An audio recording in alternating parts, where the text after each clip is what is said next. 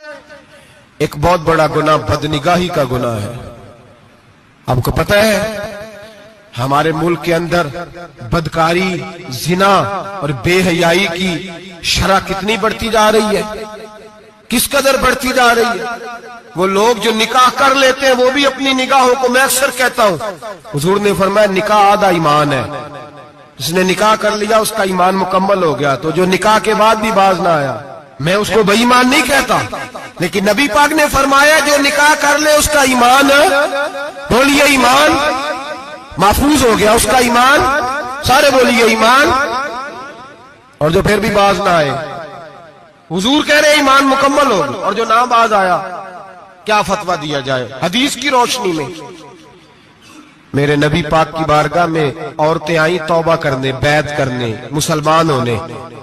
تو حضور بیعت لیتے وقت فرمانے لگے میرے ساتھ وعدہ کرو، جھوٹ نہیں بولو گی، غیبت نہیں کرو گی، زنا نہیں کرو. ایک عورت بول پڑی، کہنے لگی یا رسول اللہ صلی اللہ علیہ وسلم میں مسلمان تو نہیں پر خاندانی ہوں، میرے گھر والوں کے ذہن میں بھی کبھی زنا کا خیال نہیں آیا. ہم تو اسے خاندانوں کے وقار کے خلاف سمجھتے ہیں. روز بری نظر سے کسی کو دیکھنا اور کسی کے بارے میں غلط باتیں، ناراض نہ ہونا.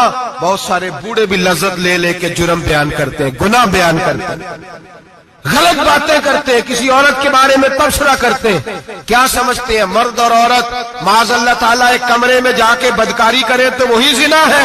میری طرف دیکھیے اور جا کر کے سنیے کیا عرض کر رہا ہوں. ادھر دیکھیں میری طرف. نبی پاک صلی اللہ علیہ وسلم نے فرمایا زنا زبان کا بھی ہوتا ہے، زنا کان کا بھی ہوتا ہے، زنا آنکھ کا بھی ہوتا ہے. حضور کس طرح؟ فرمایا جس نے گند دیکھا اس نے آنکھ کا زنا کیا، جس نے لذت لے کے سنا چپ نہیں کرایا، پوری بات سنی، وہ بھی زانی ہے. اور جس نے گندی بات بولی وہ منہ کا زانی ہے، جس نے گند سوچا وہ دماغ کا زانی ہے. اور زانی کو سب سے پہلی سزا اللہ یہ دیتا ہے کہ سجدے کی لذت چھین لیتا ہے، عبادت کا سرور چھین لیتا ہے، اس کا نماز میں دل نہیں لگتا. قرآن میں سب سے پہلی سزا اسے اللہ اپنے دروازے سے دور کر دیتا ہے. بھائیو آج ہمارے سجدے بے کیف ہیں، آج لوگ غلط جگہ پہ گھنٹوں بیٹھے رہتے ہیں. مسجدوں میں لوگوں کے دلوں کو گھبراہٹ ہوتی ہے، لوگ بھاگتے ہیں. میرے نبی پاک نے فرمایا تو نظر کو پاک کر لے، اللہ تیری عبادت میں لذت پیدا فرما دے گا. میرے بھائی یاد رکھ لیں اور سن لیں، سب سے کمزور آدمی وہ ہے جس کا ذہن پاک نہیں. سب سے کمزور آدمی وہ ہے جو کردار کا غلط ہے. ایک بات میں نے پڑھی، اب یقین کریں میرا دل کرے کہ میں آگ لگا دوں اس عنوان کو جس پہ گندگی لکھی جاتی ہے، ان اخباروں کو، ان چیزوں کو جس پہ گند لوگوں کے دلوں میں. وہ انڈیا کی ایک وزیر اعظم عورت گزری تو کسی نے اس سے کہا کہ پاکستان نے تو تمہیں شکست دی ہے، تم جیت نہیں سکے بڑا ملک ہو کے. کہنے لگی کوئی بات نہیں، تھوڑا وقت ٹھہر جاؤ، ہم ان پر تہذیبی یلغار کریں گے، ان کے گھروں میں ننگا ناچ کریں گے، یہ گندی تصویریں دیکھیں گے، یہ گند میں الجھ جائیں گے.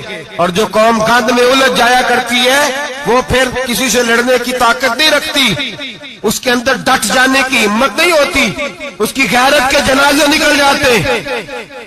دل کرتا ہے جل جائے وہ جل جائے جہاں سے برائی پھیلتی، تباہ ہو جائے وہ علاقے جہاں سے گند ہوتا ہے. لوگ گند کی کمائی کھاتے ہیں، گند کی ایکٹروں کے ساتھ کھڑے ہو کے فوٹویں کھچاتے ہیں اور گناہ پہ فخر کرتے ہیں. اور گندے لوگ کہتے ہیں اللہ کا فضل ہے ہم گند پھیلا رہے ہیں. ثم معاذ اللہ، لوگ گناہ پہ فخر کرتے ہیں چوکوں چوراہوں میں.